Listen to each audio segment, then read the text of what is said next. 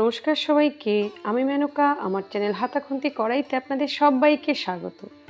আজ আমি বানিয়েছি রুটি বা লুচির সাথে খাওয়ার একটা অসাধারণ একটা আলুর তরকারি। আলুর তরকারি তো অনেক রকম খেয়ে দেখেছেন, কিন্তু একবার এইভাবে বানিয়ে দেখুন, আমি কথা দিলাম এটা খুবই ভালো লাগবে।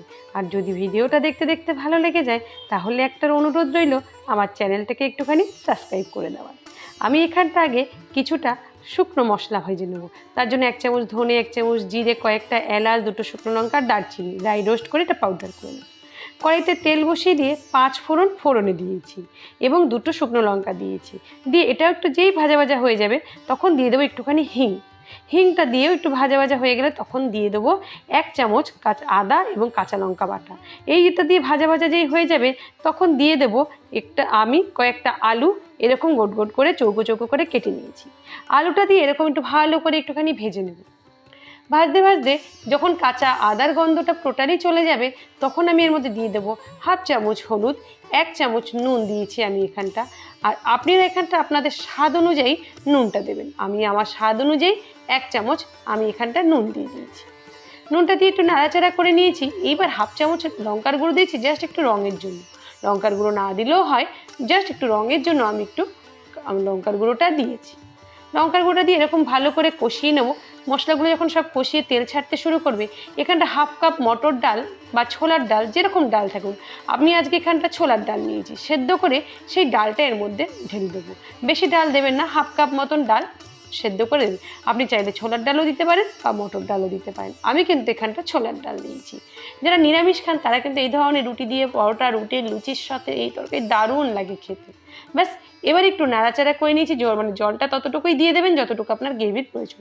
এটাকে ভালো করে যে ফুটে উঠবে, 2-3 মিনিট ফুটিয়ে নেবো আগে ভালো করে।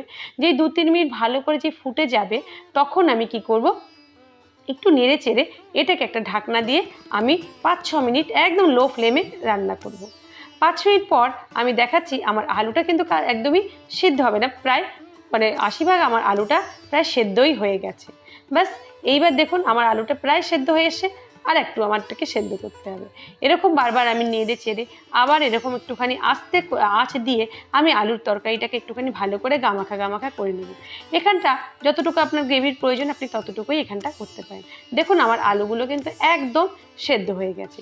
এই পর্যায়ে আমি দিয়ে দেবো এখানটা 1 চামচ মতন চিনি। এখানটা একটু মিষ্টি না হলে কিন্তু তরকারিটা খেতে ভালো লাগবে না। চিনির আপত্তি থাকলে গুঁড়ো দিতে পারেন, গুঁড়োও ভালো লাগে। দিয়ে আমি একটু ভালো করে নাড়াচাড়া করে যখন দেখব বেশ ঝোলটা এরকম গা মেখে হয়ে এসছে, তখন কি করব, আমি 1 চামচ একটুখানি কর্নফ্লাওয়ার একটু জলে গুলে সেটা ঢেলে দেবো। তাতে গ্রেভিটা খুব সুন্দর হয়ে যায় আর এইটা খেতে খুব ভালো লাগে। রুটির সাথে, পরোটার সাথে অসাধারণ লাগে খেতে। এই রান্নাটা আমি কমপ্লিট করব যে ভাজা মশলাটা আমি করে রেখেছিলাম, সেই মশলাটা দিয়ে আমি আমার রান্নাটাকে কমপ্লিট করব। যদি ভালো লাগে আমার এই আলুর সাধারণ একটা নিরামিষ তরকারি, যদি ভালো লাগে প্লিজ আমার চ্যানেলটাকে একটা লাইক, শেয়ার এবং সাবস্ক্রাইব করে দেবেন। আর বন্ধু বান্ধবের মধ্যে একটু শেয়ার করে দেবেন। এতক্ষণ ভিডিওটা দেখার জন্য আপনাদের সবাইকে অসংখ্য ধন্যবাদ। সবাই ভালো থাকবেন, সুস্থ থাকবেন, হাতাখুন্তি কড়াইয়ের সাথে থাকবেন। ভালো লাগলে আমার চ্যানেলটাকে একটা লাইক করে দেবেন আর একটা কমেন্ট করতে ভুলবেন না যদি ভালো লাগে।